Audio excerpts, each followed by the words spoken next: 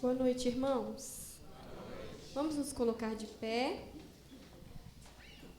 e vamos cantar todos juntos o cântico Perdão e Graça.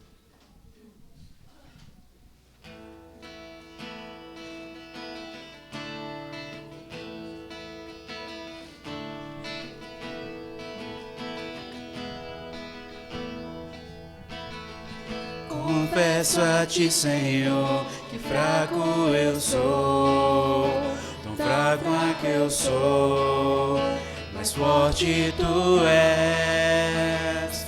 Eu venho a ti, Senhor, sem nada pra dar, só quero pedir, vem ajuda-me, ó Deus.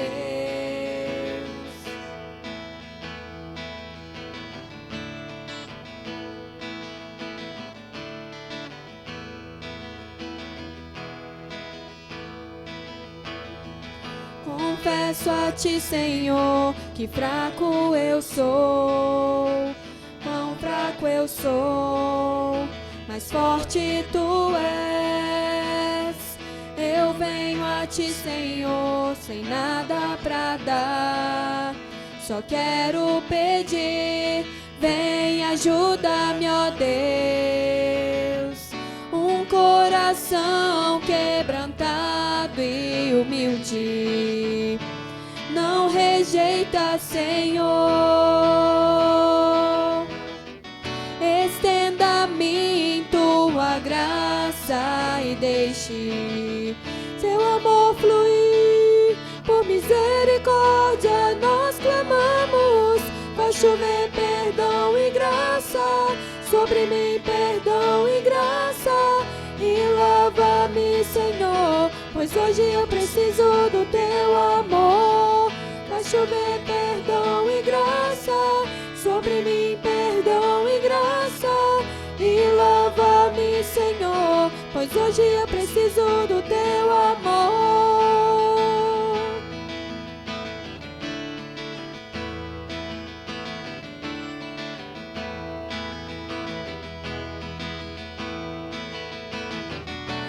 Coração quebrantado e humilde não rejeita, Senhor. Estenda-me tua graça e deixe teu amor fluir. Por misericórdia nós clamamos, faz chover perdão e graça sobre mim, perdão e graça, e lava-me, Senhor, pois hoje eu preciso do teu amor. Faz chover perdão e graça sobre mim, perdão e graça, e lava-me, Senhor, pois hoje eu preciso do teu amor.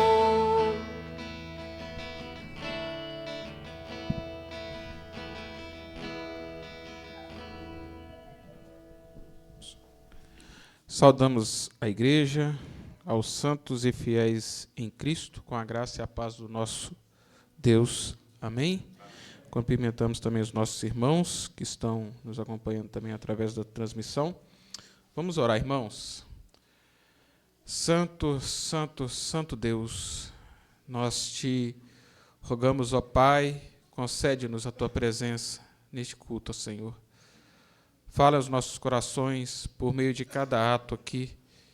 Edifica a tua igreja, o teu povo, ó Deus, por meio do louvor, por meio da tua pregação, por meio das orações, que possamos crescer, aprender, sermos fortificados, fortalecidos pelo teu Santo Espírito, ó Pai. Enche-nos, ó Pai, com o teu Santo Espírito. Guia-nos, ó Pai, a prestarmos um culto sincero, um culto que agrade ao Senhor, ó Pai.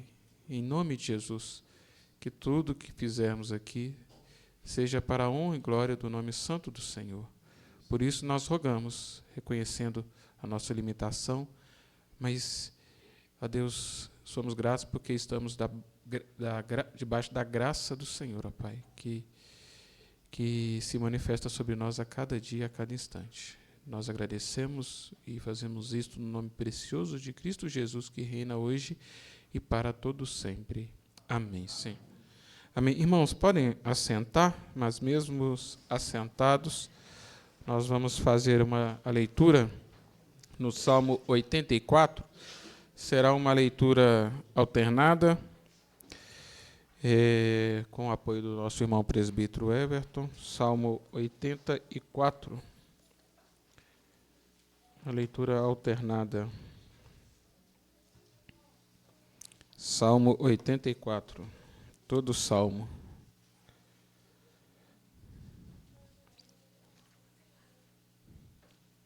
O salmo começa assim: Quão amáveis são os teus tabernáculos, Senhor dos exércitos. A minha alma suspira e desfalece pelos átrios do Senhor. O meu coração e a minha carne exultam pelo Deus vivo. O pardal encontrou casa e a andorinha ninho para si, onde acolha os seus filhotes. Eu, os teus altares, Senhor dos exércitos, Rei meu e Deus meu. Bem-aventurados os que habitam em tua casa, louvam-te perpetuamente. Bem-aventurado o homem cuja força está em ti, em cujo coração se encontram os caminhos aplanados. O qual, passando pelo vale árido, faz dele um manancial. De bênçãos o cobre a primeira chuva. Vão indo de força em força, cada um deles aparece diante de Deus em Sião. Senhor, Deus dos exércitos, escuta minha oração. Presta ouvidos, ó Deus de Jacó. Olha, ó Deus, escudo nosso, e contempla o rosto do teu ungido. Pois um dia nos teus átrios vale mais do que 1000. Prefiro estar à porta da casa do meu Deus a permanecer nas tendas da perversidade. Porque o Senhor Deus é sol e escudo, o Senhor dá graça e glória. Nenhum bem sonega aos que andam retamente. Ó Senhor dos exércitos, feliz o homem em que te confia. Amém. Amém, irmãos. Passo a palavra novamente para o grupo de música que conduzirá a igreja no cântico. Os irmãos puderem, vamos nos colocar de pé novamente para louvarmos o Senhor.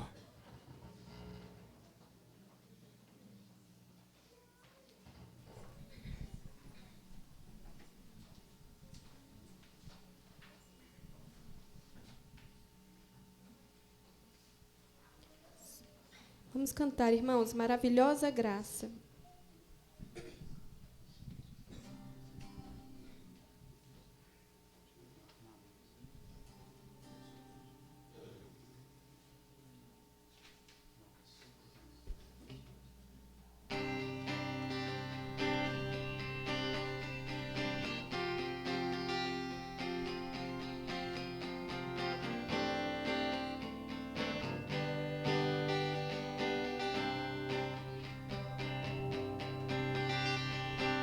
Quem derrotou a escuridão e me amou até o fim, é o Rei da Glória, o Rei dos Reis, Jesus.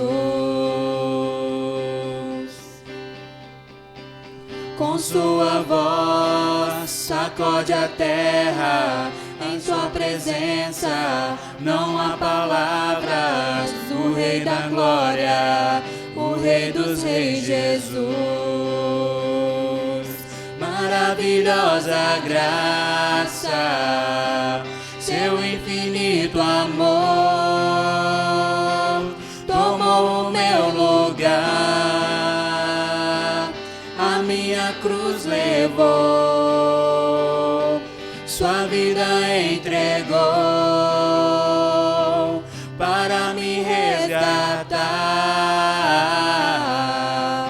Oh, pra sempre eu canto o que fizeste a mim. Quem traz a paz para o meu caos e faz do órfão um filho seu, é o Rei da Glória, o Rei dos Reis, Jesus. Quem é o Rei sobre as nações? Sua justiça é como o sol. O Rei da glória, o Rei dos Reis, Jesus. Maravilhosa graça, seu infinito amor tomou o meu lugar, a minha cruz levou, sua vida entregou para me resgatar. Oh, pra sempre eu canto o que fizeste a mim. Digno é o Cordeiro de Deus, digno é o Cordeiro que a morte venceu, digno é o Cordeiro de Deus, digno é o Cordeiro que a morte venceu, digno é o Cordeiro de Deus, digno é o Cordeiro que a morte venceu, digno é o Cordeiro de Deus, digno é o Cordeiro. Maravilhosa graça, seu infinito amor tomou o meu lugar, a minha cruz levou, sua vida entregou para me resgatar. Oh, pra sempre eu canto o que fizeste a mim. Pra sempre eu canto o que fizeste a mim.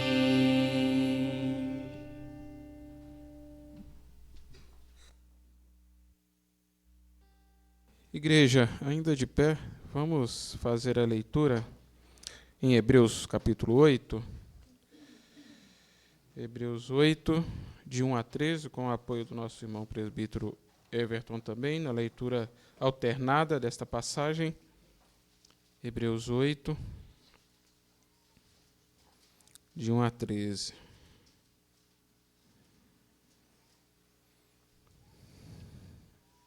Começa assim a passagem. Ora, o essencial das coisas que temos dito é que possuímos tal sumo sacerdote, que se assentou à destra do trono da majestade nos céus.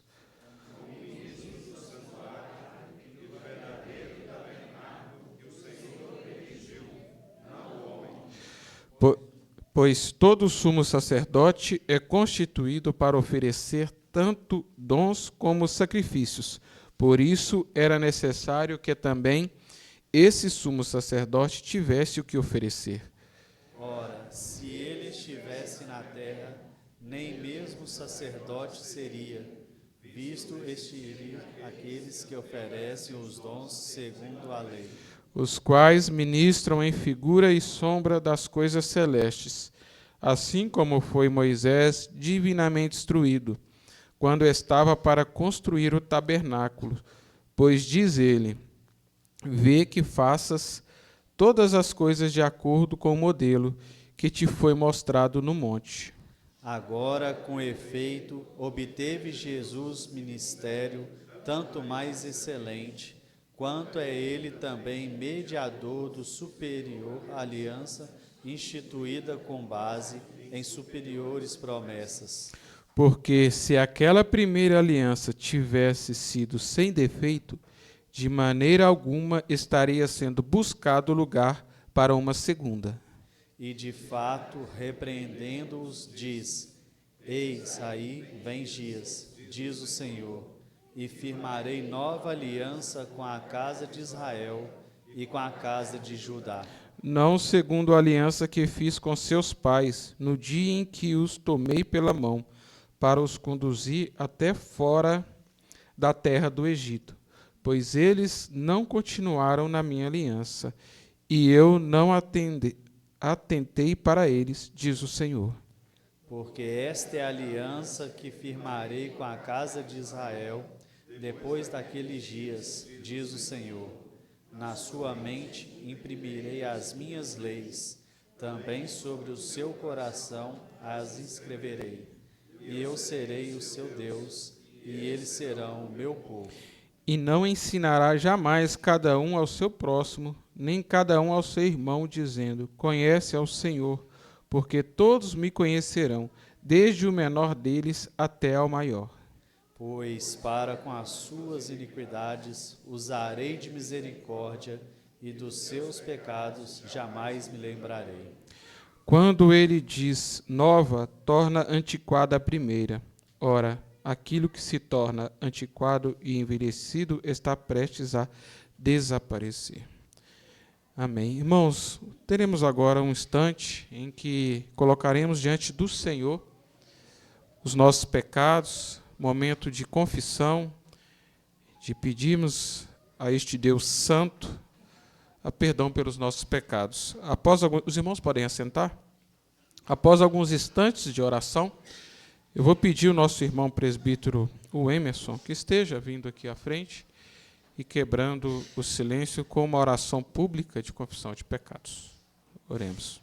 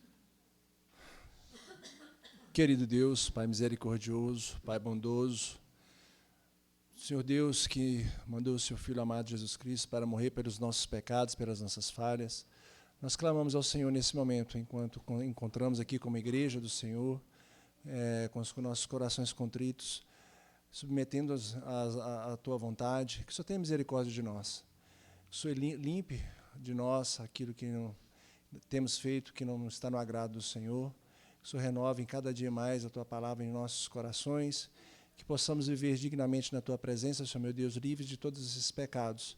Que o Senhor tenha misericórdia de nós todos os dias, todos os momentos das nossas vidas, Senhor meu Deus. Lava-nos, Senhor meu Deus, segundo a Tua vontade. Pedimos ao Senhor essa mediação do nome do Senhor Jesus Cristo, que vive e reina para todos sempre. Amém.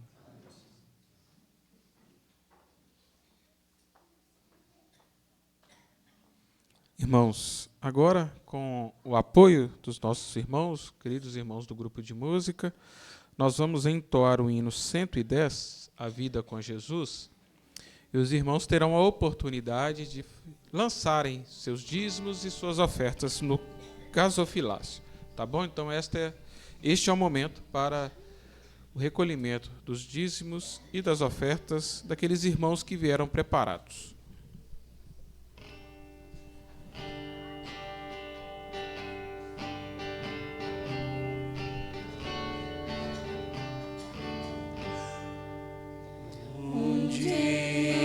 Cristo achou-me muito longe do meu lar, perdido já no mundo, sem mais poder voltar. Tomando-me em seus braços, firmou-me nos seus passos, e agora andamos juntos, voltando para o lar. A presença de Jesus enche o coração de luz, muito preciosa filha. mais rica, essa vida com Jesus.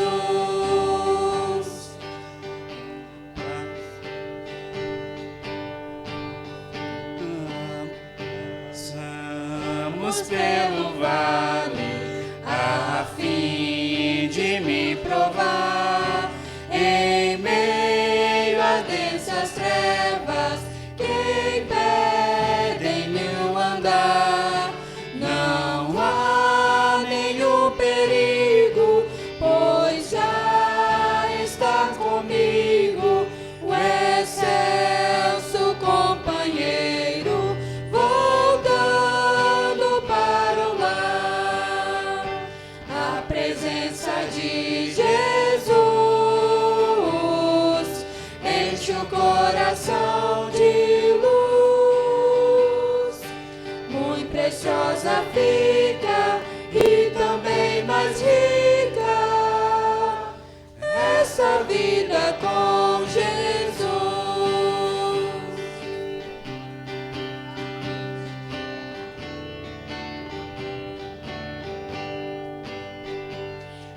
Entramos na atmosfera que envolve aquele lar, no qual meu Pai me aguarda, e é onde vou morar. Não há no mundo inteiro um outro companheiro que mostre tanto zelo, voltando para o lar. A presença de Jesus enche o coração de luz, muito preciosa fica e também mais rica esta vida com Jesus.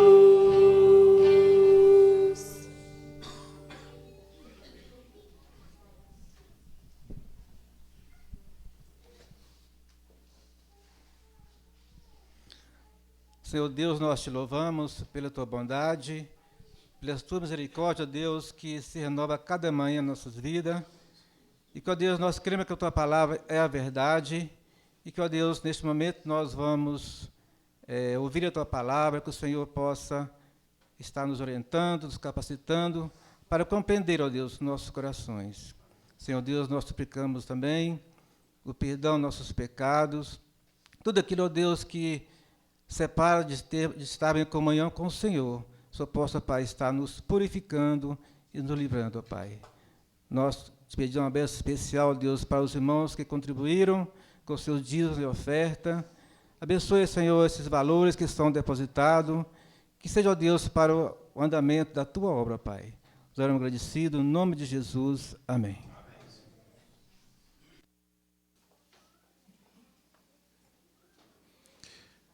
Convido a igreja, vamos fazer a leitura da pergunta 125 do Catecismo Maior de Westminster. Como de costume, a pergunta e a resposta. Leiamos. Por que são os superiores chamados pai e mãe? Os superiores são chamados pai e mãe para lhes ensinar que, em todos os deveres para com os seus inferiores, devem eles, como verdadeiros pais, mostrar amor e ternura para com aqueles, conforme as suas diversas relações, e para levar os inferiores a cumprir os seus deveres para com os seus superiores, pronta e alegremente, como se estes fossem seus pais. Amém. Amém. Agora, irmãos, momento em que nós temos a oportunidade de ouvir o recado do Senhor para as nossas vidas. Então, passa a palavra para o pastor Wendel.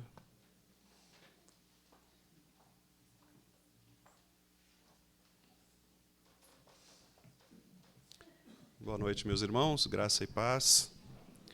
Quero convidar os irmãos para abrirmos juntos o Salmo 132.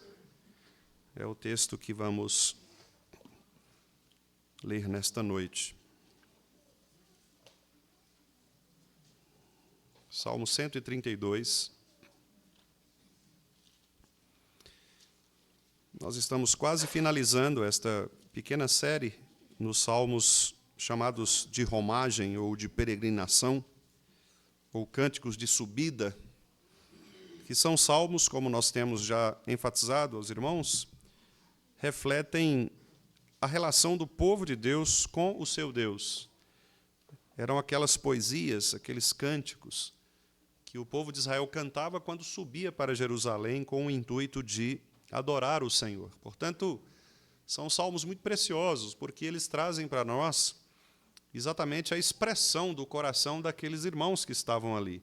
A maneira como eles se relacionavam com Deus, o modo como eles se viam na presença do Senhor, inclusive lembrando dos vários momentos pelos quais o povo passava e passou, momentos nos quais Deus os havia livrado de todos os perigos, momentos em que Deus os havia conduzido, corrigindo os seus comportamentos, tratando dos pecados do povo, e assim sucessivamente.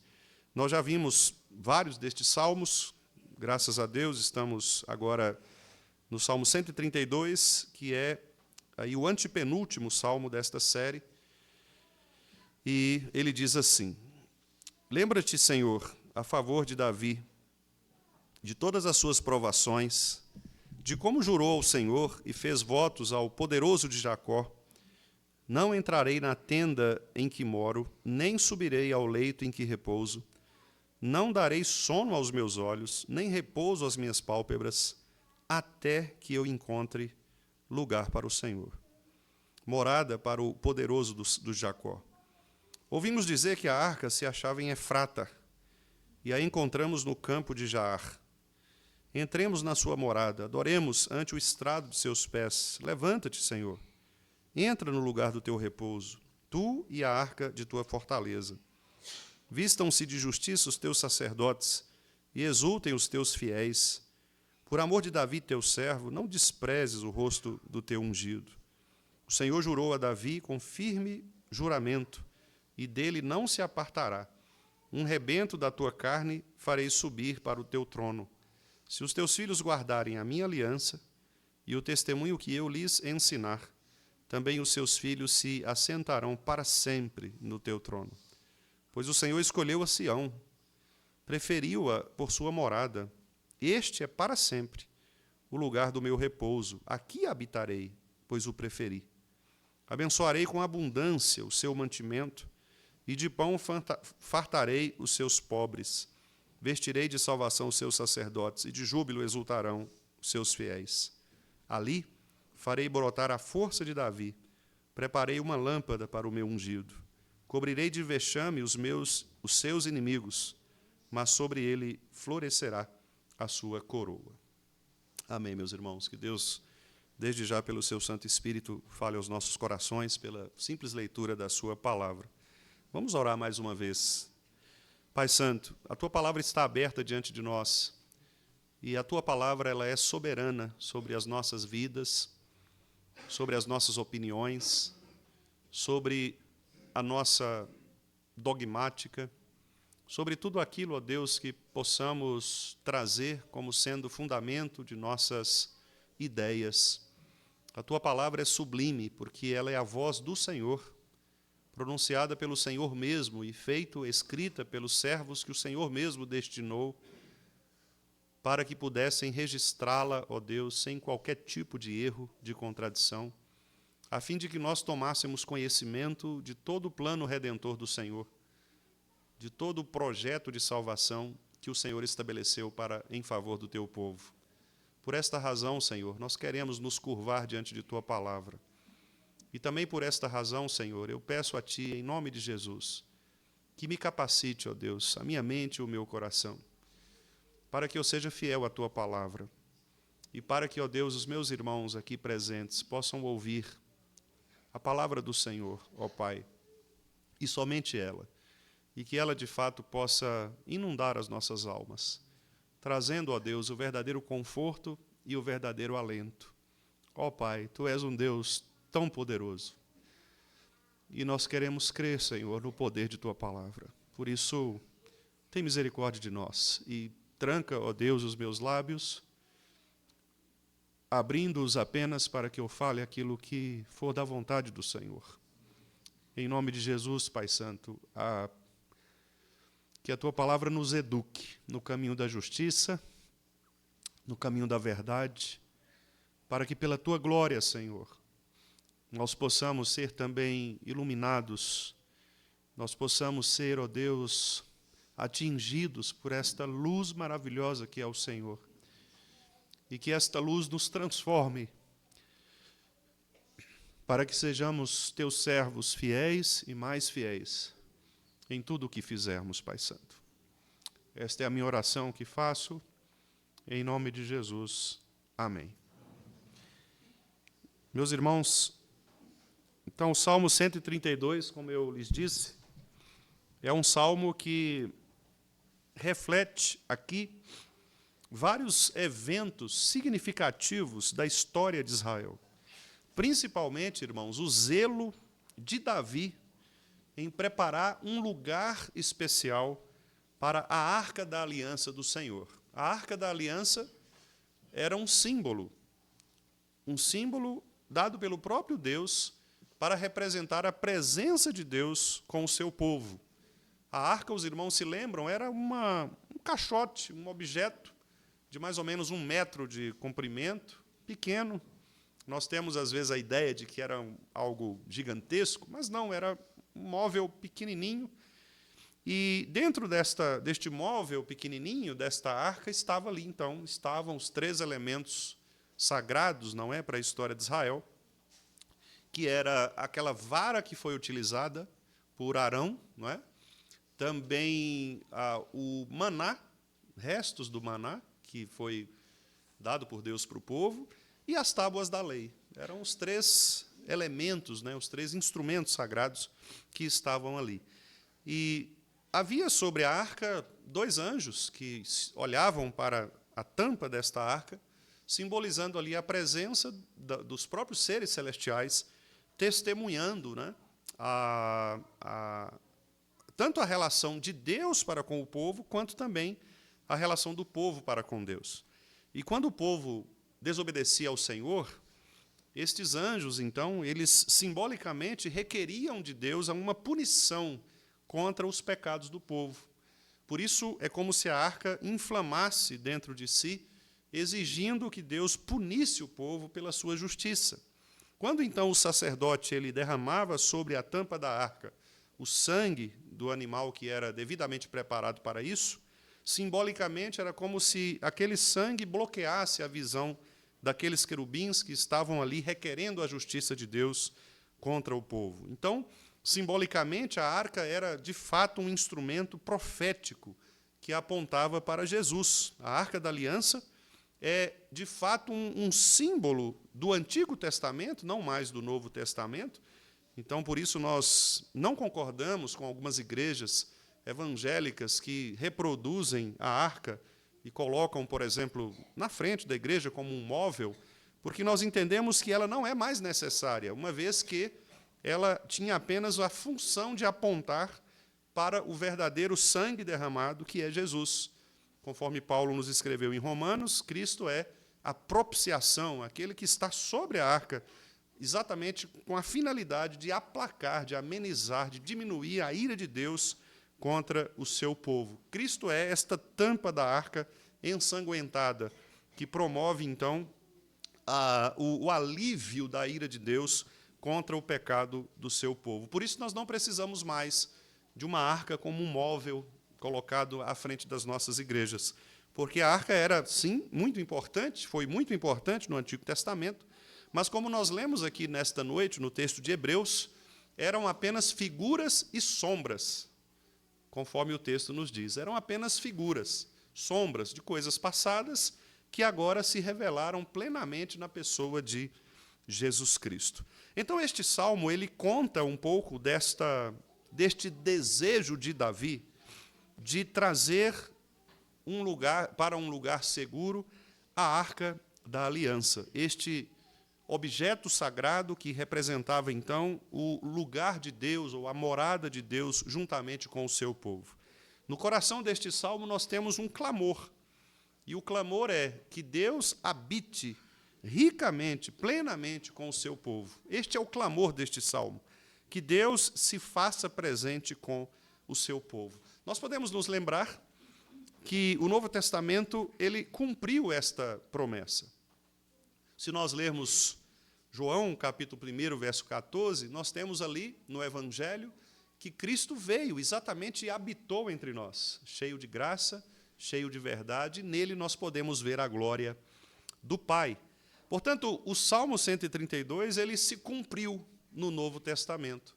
E ele se cumpriu exatamente porque aqui Davi, ao desejar trazer a Arca da Aliança para restabelecer o compromisso do povo com o próprio Deus, que é fiel para com esse povo, agora nós podemos, em Cristo, percebermos esta presença santa de Deus juntamente com o seu povo. Portanto, aqui, irmãos, o que nós vamos destacar não apenas diz respeito ao Templo de Jerusalém, aquela época especialmente contida neste contexto imediato, que era o contexto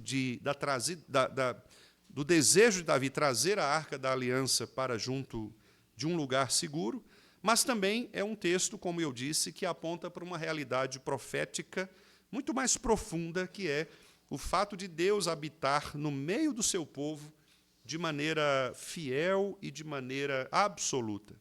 Deus está presente conosco sempre.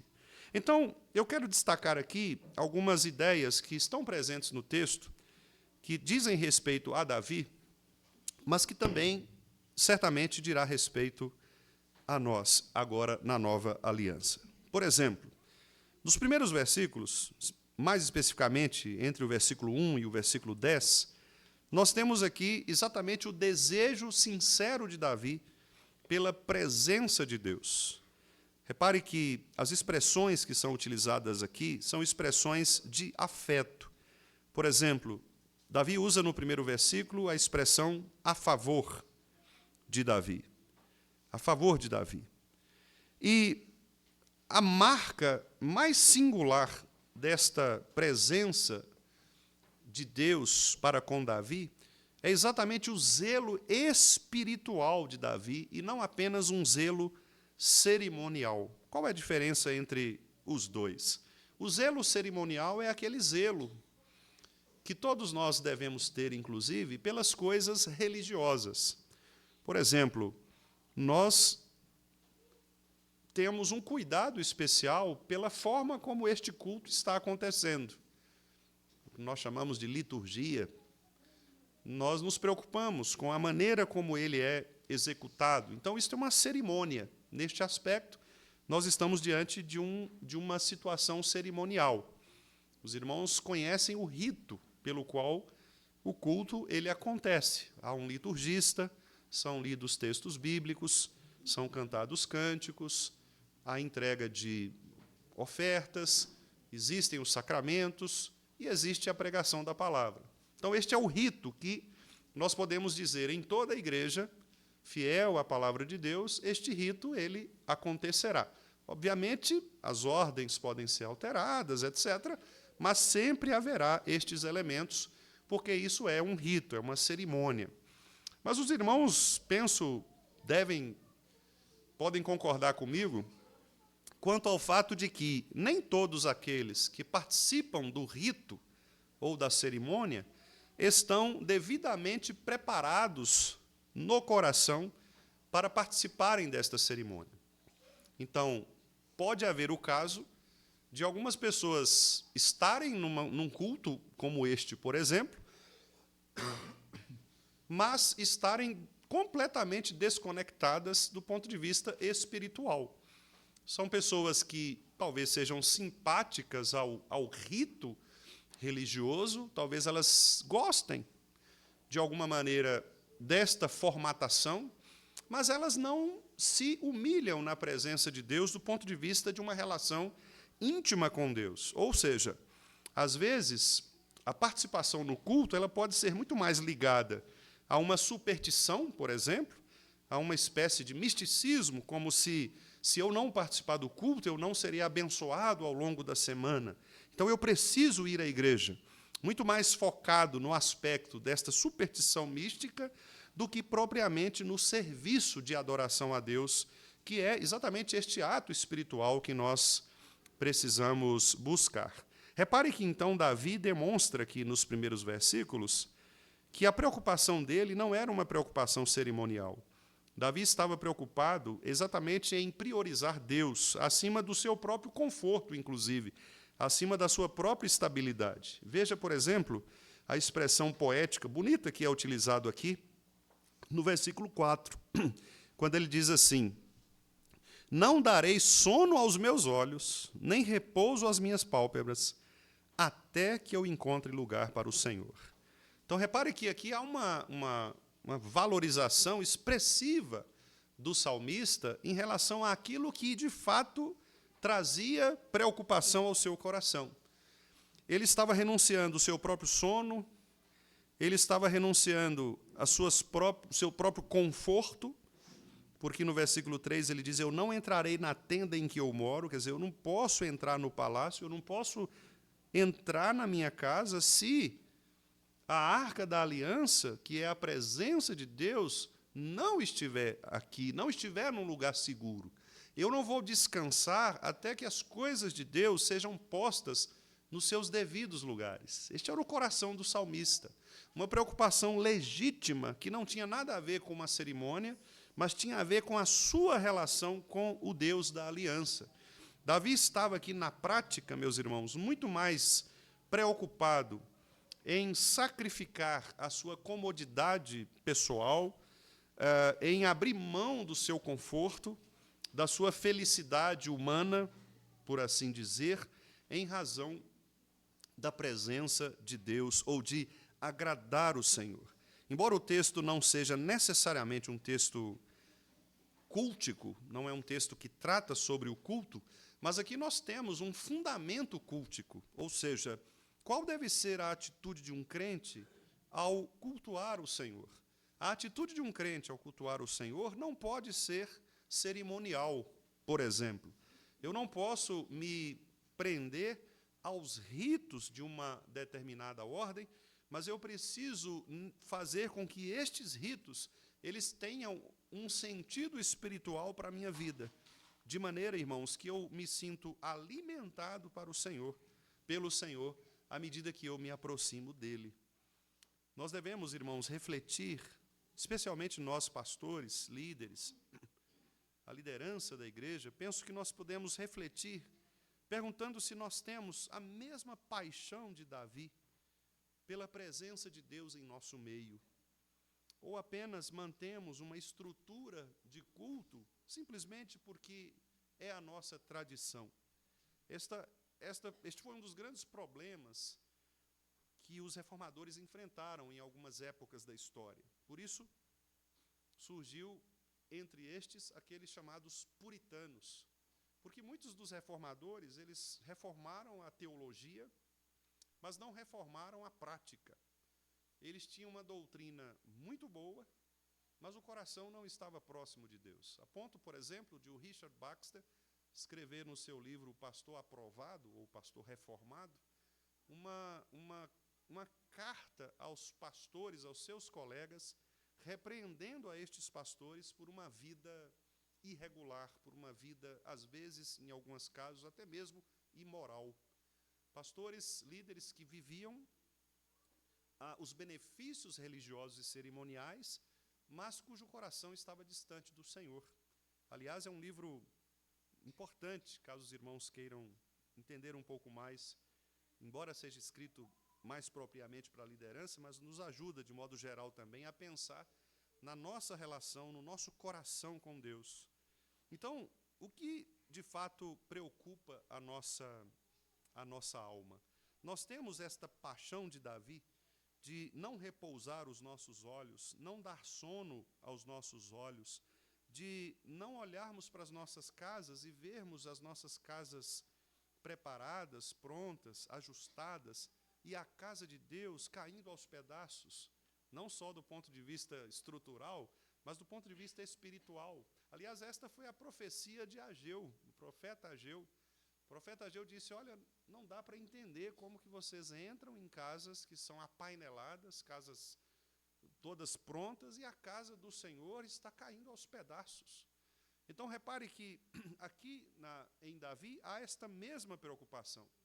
O que Davi mais deseja é fazer com que haja uma restauração, uma reforma no coração do povo, de maneira que a presença da Arca da Aliança, que representava a presença do próprio Deus, pudesse influenciar, inundar todos aqueles corações, de maneira que este povo, então, pensando na história da Arca da Aliança, eles celebrassem alegremente, coletiva e alegremente, a presença de Deus no meio deles. Então, de fato, este é um ponto importante. O zelo de Davi é um zelo espiritual, não meramente cerimonial. Ele prioriza Deus como acima de seu próprio conforto, de sua própria estabilidade. E nós estamos dispostos a sacrificar as nossas comodidades, os nossos confortos, para esta busca de Deus? Eu pensei aqui, irmãos, em algo muito prático. Por exemplo, será que nós conseguiremos, em algum momento, deixar, quem sabe, os nossos celulares desligados para tirarmos um tempo de oração, de leitura da palavra, um tempo para nós servirmos a igreja? Será que nós somos capazes de abrir mão, talvez, do nosso próprio conforto pessoal para fazermos aquilo que devemos fazer enquanto crentes, que é servir o povo de Deus e servir a igreja de Deus?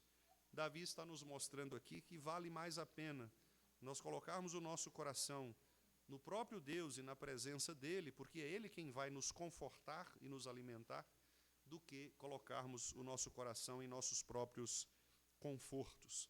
Nos versículos 6 e 9, por exemplo, nós vemos aqui a história sendo trazida para comprovar que, de fato, é uma jornada da arca desde Efrata até Jerusalém. Esta jornada aqui, nesta jornada, há um pedido, há uma oração que é feita por Davi. Está no versículo 8. Levanta-te, Senhor, entra no lugar do teu repouso, tu e a arca de tua fortaleza. Esta é uma expressão que também está registrada lá em Números 10, 35.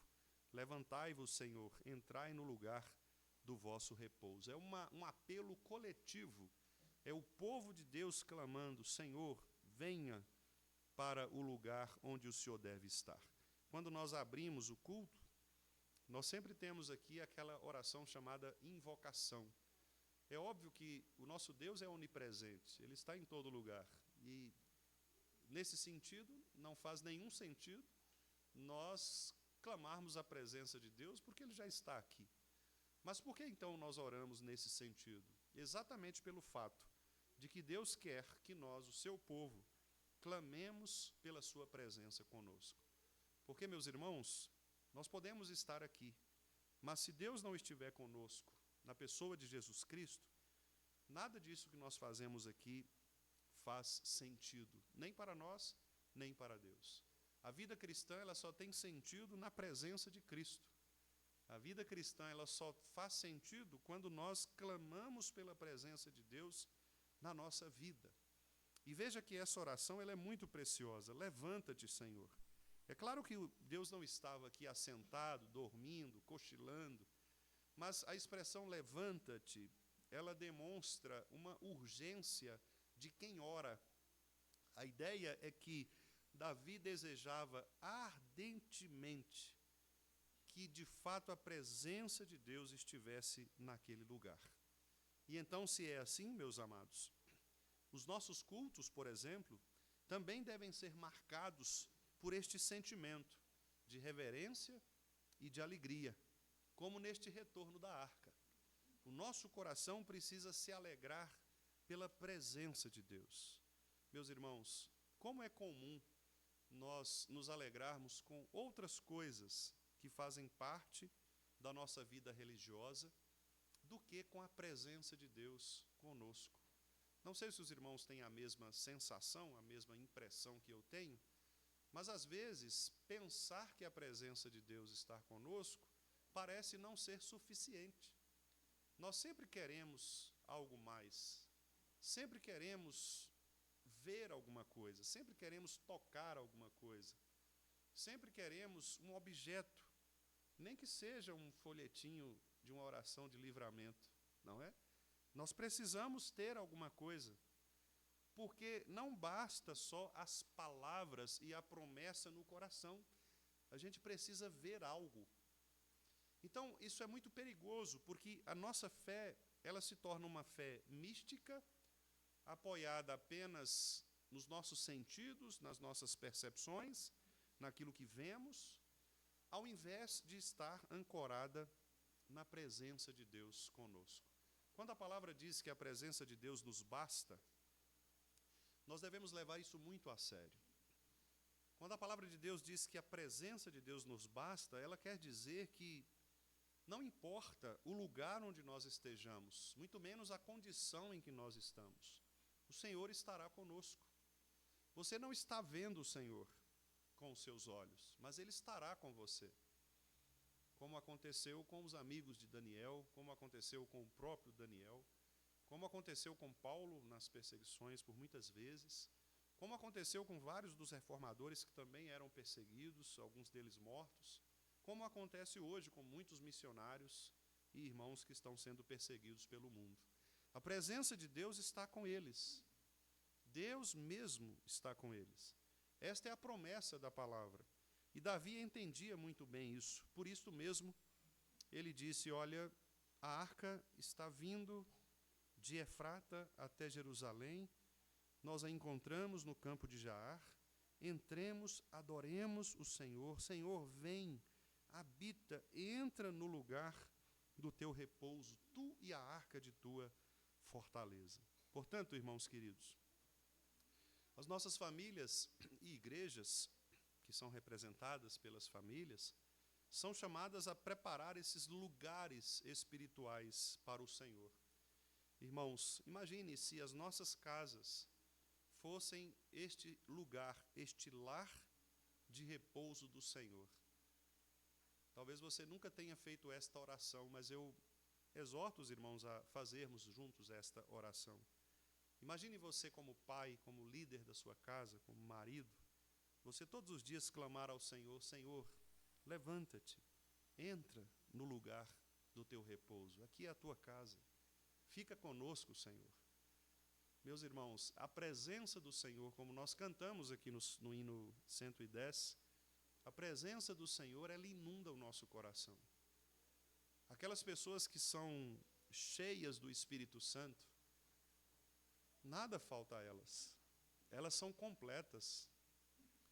Porque se todas as coisas se acabarem, se nada mais de objetivo, de material, puder nos socorrer, só a presença de Deus conosco poderá fazê-lo.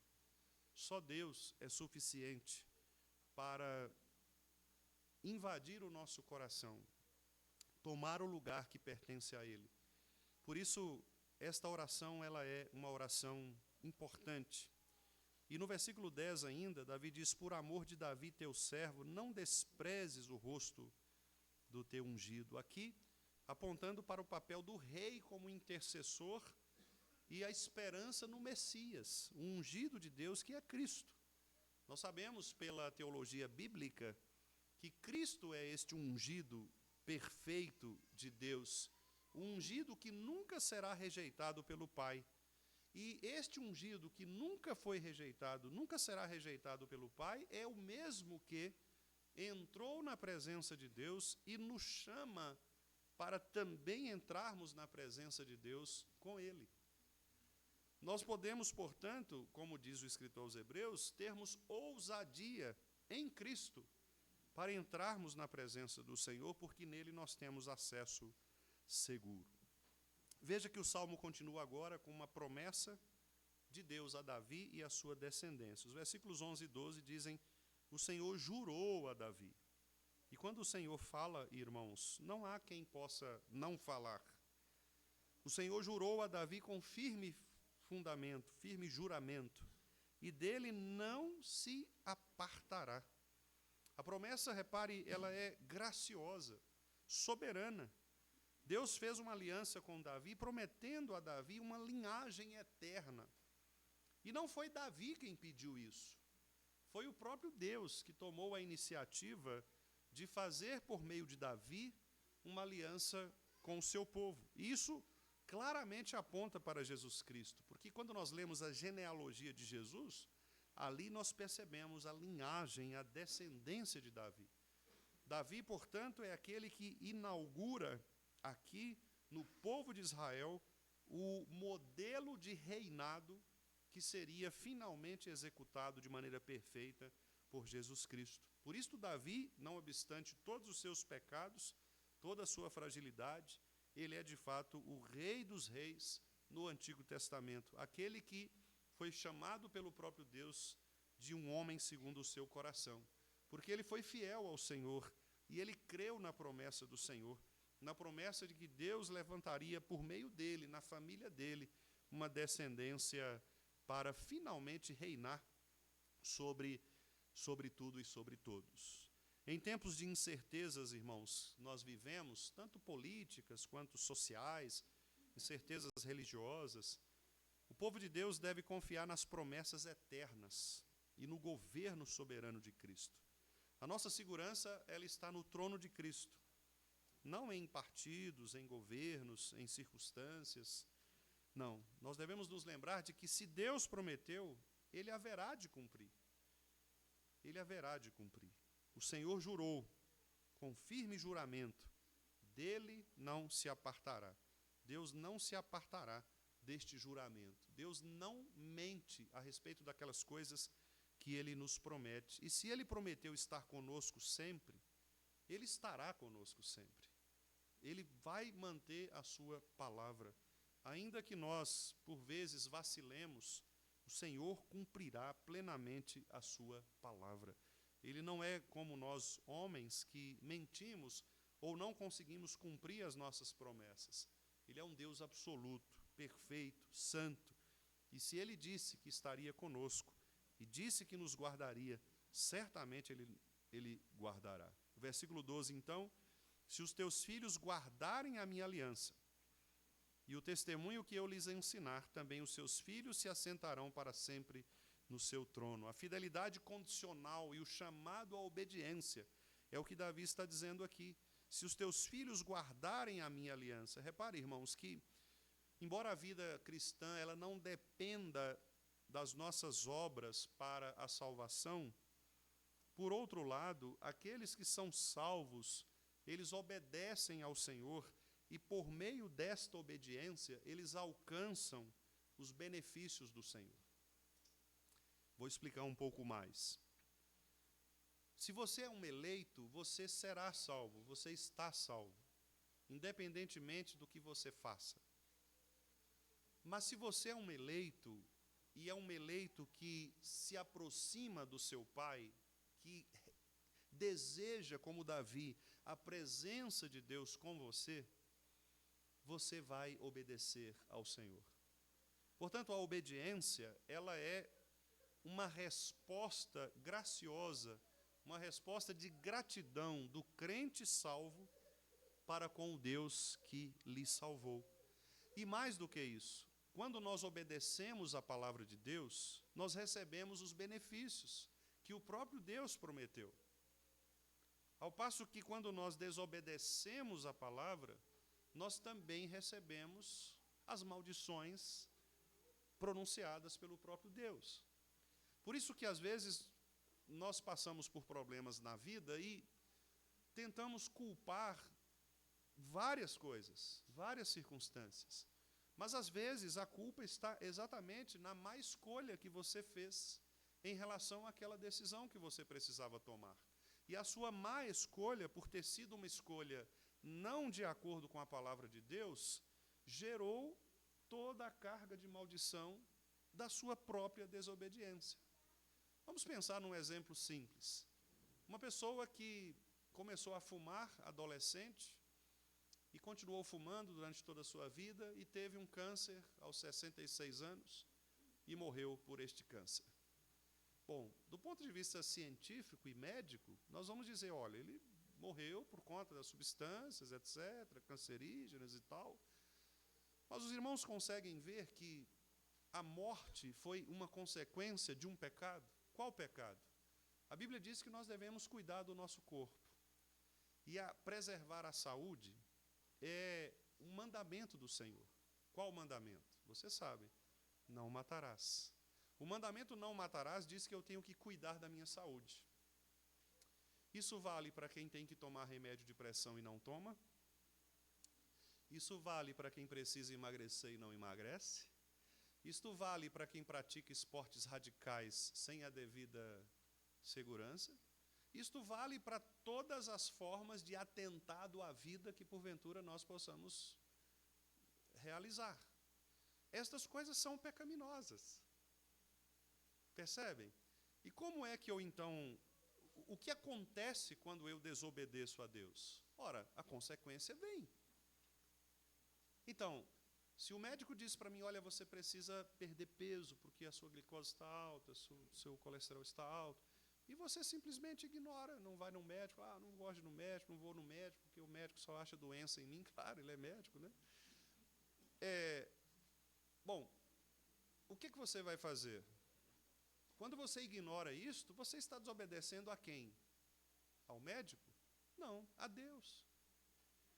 Porque o médico é um superior a você, naquele momento, e ele está dizendo que a sua vida pode ser melhorada caso você adote aquele estilo ali. Se você desobedece, você não está só contrariando o médico, você está contrariando o próprio Deus e pondo a sua vida em risco. Então, o que eu quero dizer é que, quando nós somos crentes e guardamos a aliança, se os teus filhos guardarem a minha aliança e o testemunho que eu lhes ensinar, também os seus filhos se assentarão para sempre no teu trono. O que Davi está dizendo aqui é que os pais, eles devem transmitir aos filhos este aspecto da aliança que diz respeito à obediência a Deus. Nós precisamos, irmãos, como pais, educar os nossos filhos para que eles sejam obedientes a Deus. E é por isso, meus amados irmãos, e falo isso com todo carinho pastoral, é por isso que nós insistimos quanto ao fato de que as crianças de nossa igreja fiquem no culto, juntamente com os seus pais. É por isto. É porque nós entendemos que os nossos filhos são parte da aliança. E eles estão aqui presentes conosco, fazendo aquilo que Deus exige que os crentes façam, que é, reunidos em assembleia, cultuem ao Senhor, como igreja do Senhor. É somente esta a razão. Uma razão que tem a ver com um entendimento aliancista, ou seja, é pela aliança que eu tenho com Deus que eu quero que o meu filho também receba de Deus, pela obediência dele, de entrar comigo no culto para cultuar a Deus, as bênçãos decorrentes daqueles que obedecem à palavra. Só isso deveria bastar para que nós pudéssemos descansar o nosso coração nestas promessas do Senhor. Pais que se preocupam com seus filhos, eles fazem com que os seus filhos guardem a aliança. Repare que a condicional do versículo 12 é muito importante. Se os teus filhos. Porque a bênção, ela vai depender da obediência. O próprio Israel experimentou muitas vezes a consequência da infidelidade. Por exemplo, nos exílios, na própria decadência. O próprio Israel sofreu isso. Israel viu na pele o que significa uma geração que não foi educada na palavra de Deus e se alinhou aos pensamentos pagãos, idólatras, e com isso se afastaram do Senhor. Basta você ler o livro de Josué, lá no último capítulo, quando Josué diz, olha, eu não sei o que vocês vão fazer, eu e a minha casa serviremos ao Senhor. Quanto a vocês, Eu não sei. E o povo, rapidinho, não, nós estamos com você, Josué, nós também vamos. E Josué, como bom pastor, sabia que eram promessas vazias, por isso ele insistiu, dizendo, olha, pensem bem no voto que vocês estão fazendo. E aí você vira 2 páginas, quando chega em Juízes, você vai ver lá que o texto diz que uma geração passou depois da morte de Josué, e veio uma geração que não conhecia o Senhor, e fizeram mal aos olhos do Senhor. Adulteraram o culto, as reformas tinham sido feitas, todas foram por água abaixo. Bastou uma geração não ser educada na palavra. Ou seja, percebem, irmãos, a preocupação de nós todos sermos educados na palavra? Irmãos, os irmãos que participaram do multirão aqui podem testemunhar isso. Derrubar, destruir, é muito mais fácil do que construir. Às vezes, você leva anos para conduzir a igreja para a palavra de Deus. Anos. Infelizmente, alguns pastores que são fiéis talvez não tenham tido este tempo, este privilégio, porque a cultura contemporânea não aceita uma pregação fiel à palavra e ela tem a tendência de expulsar esses pastores. Não são poucos os pastores presbiterianos fiéis, reformados e confessionais que passam dificuldades nas suas igrejas. Ao passo que, por outro lado, há também uma situação em que nós precisamos nos lembrar de que um simples ensino falso pode gerar uma consequência de anos. Talvez se pense na educação das crianças. Quantas crianças, às vezes, elas estão numa sala de aula e elas recebem um ensino falso, mentiroso, de um professor.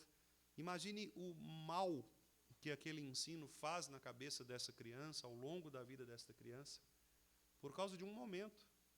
Imagine uma igreja recebendo ensinamentos falsos, que têm aparência de sabedoria, como diz Paulo lá em Colossenses, que tem muitas vezes uma capa de palavra de Deus, mas cujas opiniões são completamente contrárias à palavra de Deus. Isso acontece em muitos lugares, acontece em muitas seitas, acontece em muitas igrejas. Então, trazer para a palavra de Deus é o nosso desafio. Façamos com que os nossos filhos guardem a aliança. Façamos com que o testemunho seja ensinado a eles. Não fique pensando que tirar o seu filho do culto ao Senhor é a solução para que ele aprenda algo. Não é. Aqui ele está fazendo aquilo que Deus ordenou que ele faça, cultuando a Deus junto com o povo de Deus. Então, quando nós obedecemos, os benefícios vêm, meus irmãos. O povo se fortalece. E como eu disse, embora a salvação seja pela graça, a bênção da presença de Deus na vida do crente, ela está ligada à santidade. E o que significa ser santo? Significa fazer o que Deus quer que nós façamos. Ser santo não é ser perfeito. Ser santo é ouvir a voz de Deus e obedecer o Senhor, arrependendo-se dos pecados e ajustando a sua vida à luz do Evangelho. Portanto, nós pais devemos educar nossos filhos na aliança do Senhor, preocupar com aquilo que os nossos filhos estão aprendendo, quem está ensinando os nossos filhos. E o pastor, que é, nesse sentido, um pai de toda a igreja, porque o pastor é aquele que tem o dever de cuidar do rebanho, o pastor, assim como o pai que se preocupa com os seus filhos, quando os filhos estão distantes do Evangelho, ou que talvez estejam correndo risco, perigo de ouvirem algum ensino falso, da mesma forma o pastor de vocês tem esta preocupação. Eu me preocupo, irmãos, sinceramente, com o fato de vocês estarem ouvindo outras coisas que, embora pareçam boas, elas não estão de acordo com o Evangelho. Quando o pastor disser para vocês algo nesse sentido, entendam que esta é uma preocupação paternal. Eu, de fato, me preocupo.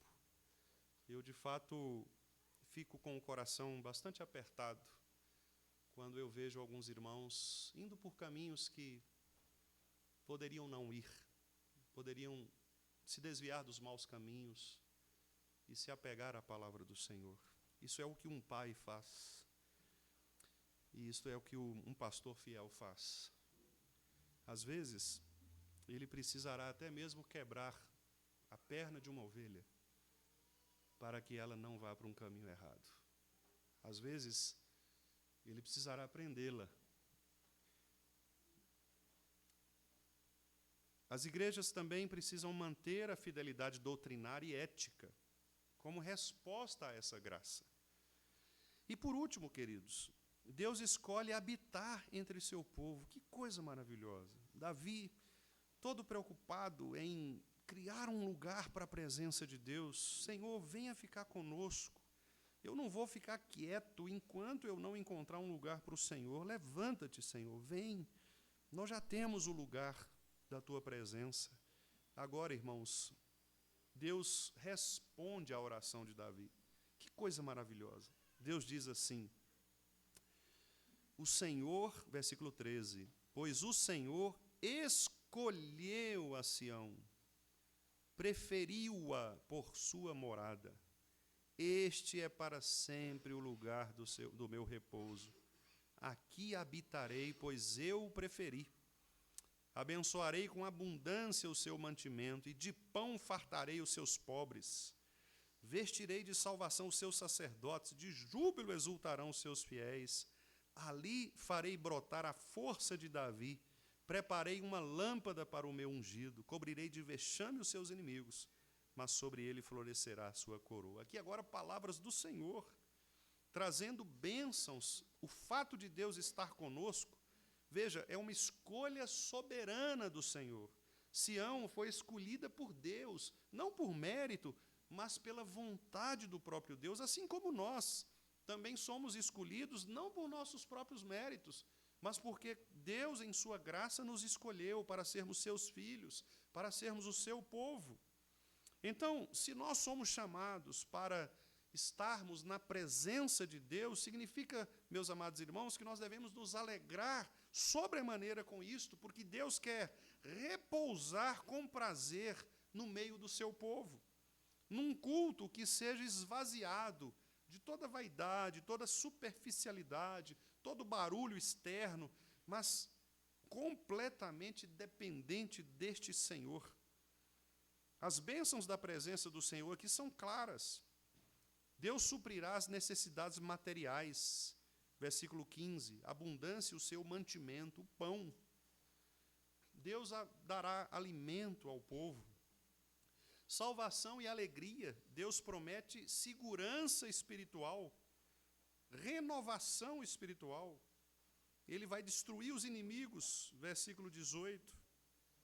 Ele vai trazer salvação para os sacerdotes. Veja, são promessas espirituais, de alegria, vestes de justiça, ou seja, ele vai purificar o povo, fazendo com que os seus fiéis o exultem. Portanto, meus amados irmãos, a presença de Deus traz provisão, traz justiça, traz alegria, traz transformação. Quando Deus está presente na vida de uma pessoa, numa família ou na igreja, há provisão, justiça, alegria e transformação. Porque é isto que ele promete. E no versículo 17 e 18, nos últimos versículos, ele diz que fará brotar a força de Davi, ungido, claramente aqui se referindo a Cristo Jesus, o Senhor. Esta lâmpada que ele prepara é a luz prometida, a luz que é Jesus Cristo, a luz que veio ao mundo. Os inimigos de Cristo serão envergonhados, mas Cristo será glorificado. Por isso, irmãos, todos nós, como crentes, esperamos a manifestação plena do reino de Deus. Até lá, nós devemos viver como súditos leais. Mesmo diante de injustiças, perseguições contra nós, os cristãos, nós devemos olhar com esperança para aquele rei que reinará para sempre. Quero então concluir trazendo aqui para os irmãos apenas um breve resumo. O Salmo 132, portanto, é um hino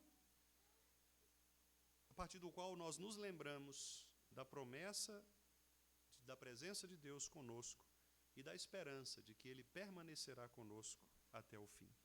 E então Ele nos convida a pelo menos 3 coisas: valorizar a presença dEle acima de todas as coisas. Estar na presença de Deus vale mais do que qualquer outro lugar, qualquer outro momento. Aliás, nós lemos aqui no Salmo 84, prefiro estar às portas da casa do meu Deus a permanecer nas tendas da perversidade. Mais vale um dia nos teus átrios do que 1000 fora dele. Estar na presença de Deus, vir ao culto, estar com o povo de Deus é muito mais valoroso do que estar em qualquer outro lugar. Em segundo lugar, nós devemos viver também em fidelidade à aliança, irmãos. Nós fomos eleitos, chamados por Deus para sermos santos e irrepreensíveis. Irmãos, todos nós somos pecadores, mas a graça de Deus ela é poderosa para nos restaurar. Todos nós somos pecadores, mas nós não estamos neste mundo para não errarmos. Nós estamos neste mundo para demonstrarmos que, quando erramos, nós temos aquele que é o nosso advogado, o justo juiz, o Senhor Jesus Cristo, que nos leva à presença do Pai. Ele que é este, que, representado pela arca, aplaca, ameniza, suaviza a ira de Deus contra os nossos pecados. E é por isso que nós devemos viver com alegria e com fidelidade à aliança. Obedecer ao Senhor, portanto, não é uma exigência religiosa ou cerimonial, é um ato de gratidão.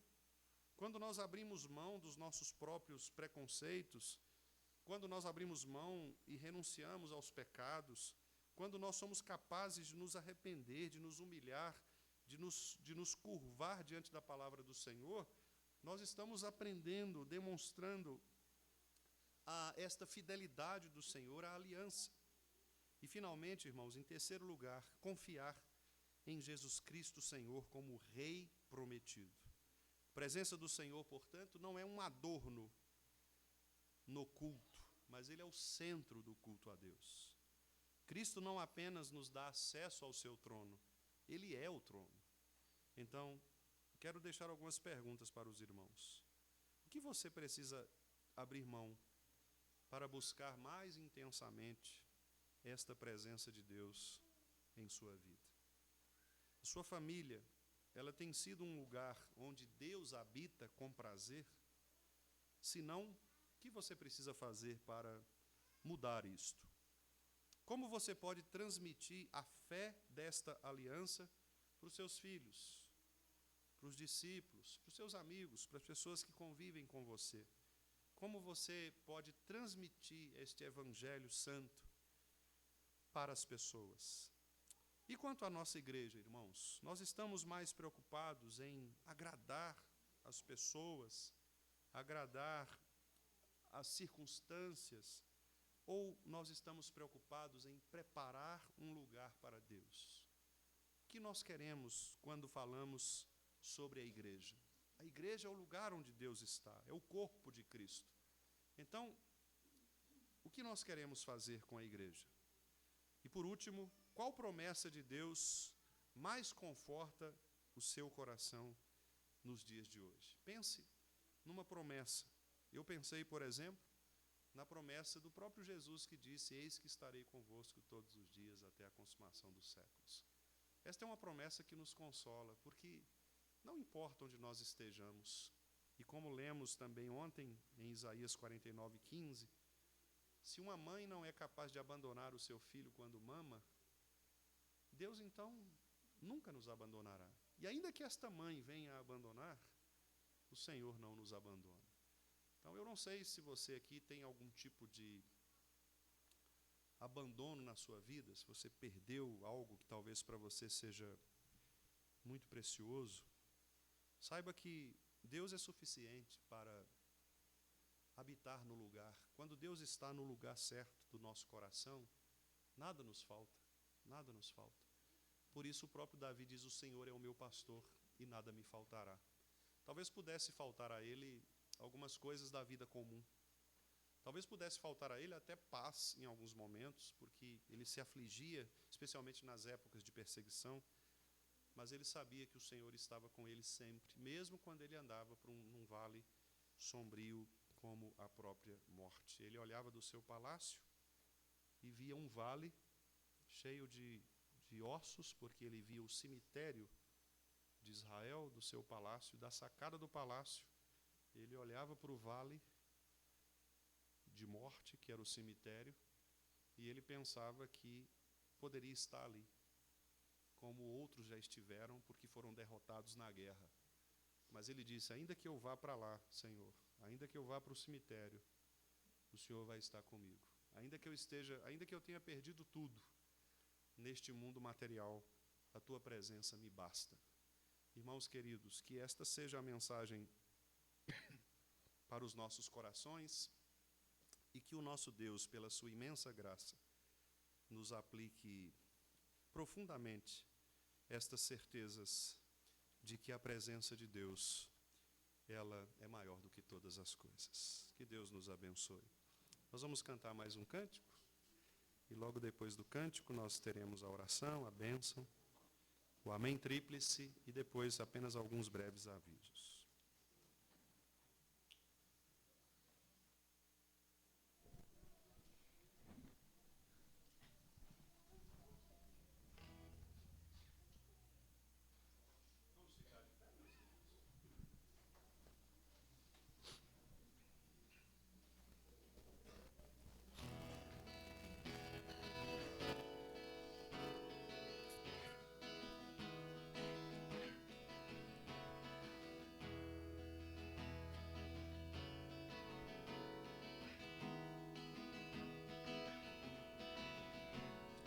Hoje é tempo de louvar a Deus.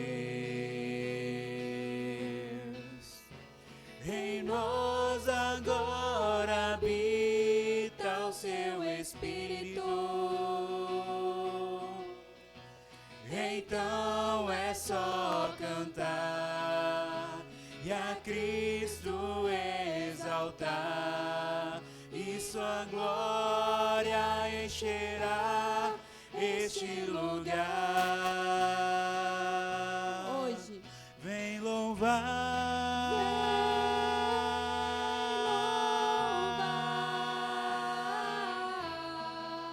Vem louvar.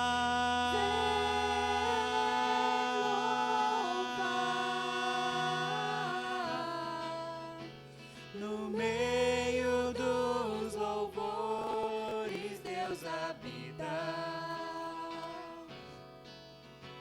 É seu fazer cumprir o que nos diz. Então é só cantar e a Cristo exaltar, e sua glória encherá este lugar. Vem louvar.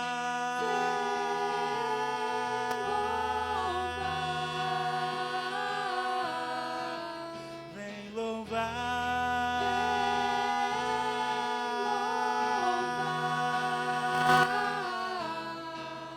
Vem louvar.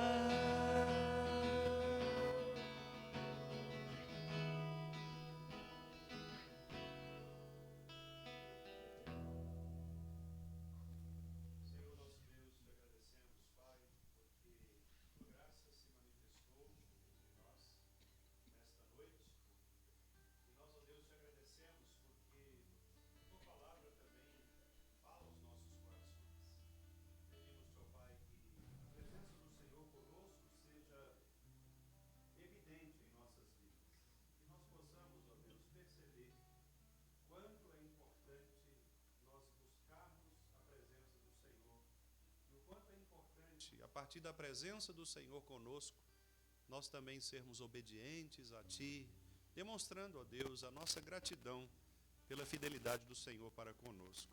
Dá-nos, ó Deus, uma boa semana, Pai, de paz, de alegria, uma semana em que possamos experimentar as promessas do Senhor sobre nossas vidas e que o Senhor nos capacite mais e mais para vencermos a todos os desafios que porventura tivermos de passar. Que o Senhor nos abençoe e nos guarde, é o que te pedimos em nome de Jesus. Amém. Meus amados irmãos, que a graça do nosso Senhor e Salvador Jesus Cristo, o amor de Deus o Pai e as ternas consolações do Espírito Santo sejam sobre todos nós, sobre todo o povo de Deus, hoje e para todos sempre. Amém.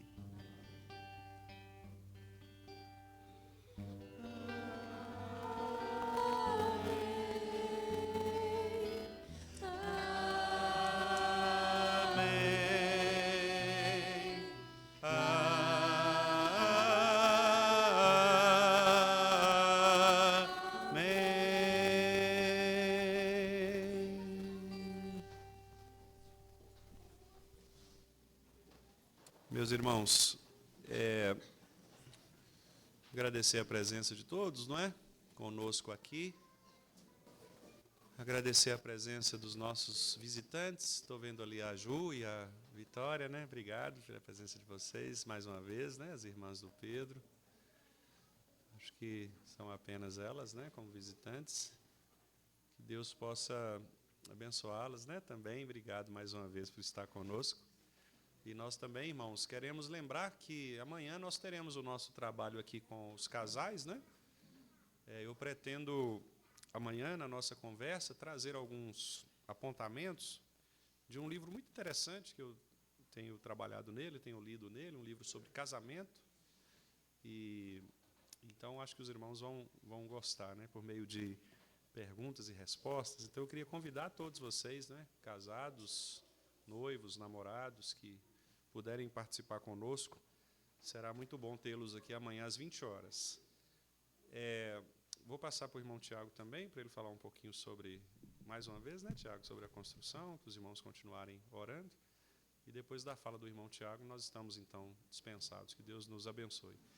Sim, tem também a lista, né, da UPA. De manhã eu avisei, também vou avisar agora à noite, os irmãos Rafael, João Pedro, Caio e Kleber vão participar, juntamente com o diácono Henrique, da semana missionária da UPA, né? Da Federação de UPAs. Então, para isso, eles pedem que nós contribuamos com alguns mantimentos, né? Alguns ingredientes ali. E eu sugeri a eles que procurassem individualmente alguns irmãos, né? Pedindo a cada irmão o que o irmão pode doar, etc. Se, porventura, a lista não se completar, a gente disponibiliza para os irmãos, talvez você queira ajudar. Mesmo que ele não te procure também, que eles não procurem você, você pode dar o primeiro passo também, né? Se dirigir ao irmão Everton, que é o... Vai postar no grupo? Ótimo. Então, os irmãos podem procurar o irmão Everton, que é o conselheiro, né? Para dizer a ele, olha, eu vou doar tal coisa assim, tá bom? Porque aí ele anota lá e explica direitinho a questão do prazo. É na segunda semana de julho, né, Everton? Segunda semana. Eu sei que é mais para o meio de julho. Então tem um bom tempo aí para os irmãos ainda articularem, tá? Semana que vem a ceia, né? Nós teremos culto pela manhã e à noite, se Deus quiser. Os irmãos também venham preparados para a ceia do Senhor. Irmão Tiago. Irmão, só lembrar essa semana, né, os trabalhos, reunião de oração está na responsabilidade da SAF e o estudo bíblico na quinta-feira. Então, quem não esteve pela manhã, eu comuniquei, né, que a Comissão de Reforma e Construção tem trabalhado aí, corrido atrás, né, tem feito contato com empresas que apresentará proposta para a reforma, né. Então, nós já conseguimos duas propostas, estamos aguardando mais 3, né? Fizemos mais 3 contatos, 3 outras empresas. Estamos aí aguardando o retorno deles. Inclusive, já era para ter encaminhado para nós, né? Mas acaba que algumas variáveis influenciou também no atraso aí, pode ter influenciado. Então, a gente está aguardando, esperamos receber, se Deus quiser, pelo menos 2 propostas nesta semana, e ter uma outra que o nosso irmão, Diácono Alonso, está aguardando, mas a empresa já havia comunicado que demoraria um pouco mesmo. De qualquer forma, estejamos em oração, né, por este projeto, para que possamos concluir com êxito, né, e que Deus esteja conduzindo todas as coisas lá. Tá bom? Deus abençoe. Boa semana a todos.